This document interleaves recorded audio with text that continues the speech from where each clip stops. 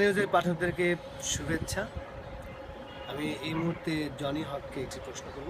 প্রশ্নটি হচ্ছে, জনি হক, বাংলাদেশের প্রত্যেকটা সেক্টরে মেয়েরা চাকরি করে, প্রত্যেকটা প্রফেশনের সাথে মেয়েরা আছে। যেমন আপনি দেখেন যে আপনি সচিবালয়ে যান, সেখানে মহিলারা আছে।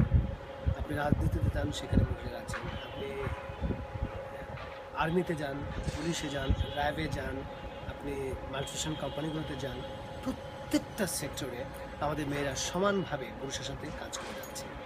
শুধুমাত্র একটি প্রফেশন ছাড়া, একটি সেক্টর ছাড়া, সেটা কি?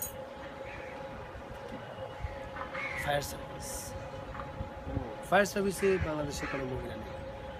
তার পেছনে কারণটা কি জানেন? মেয়েরা শুধু আগুন জ্বালাতে পারে, নিভাতে পারে। আমি জানি না পাঠকরা আমার সাথে একমত কিনা। তো আমরা আশা করি ফায়ার সার্ভিসে, যেহেতু সেনাবাহিনীতে নারীরা কাজ করে, ফায়ার সার্ভিসে একদিন মেয়েরা সাহসী এবং আমরা সেদিন বুঝতে পারবো যে মেয়েরা আগুন নিভাতে শুরু করেছে। Thank you.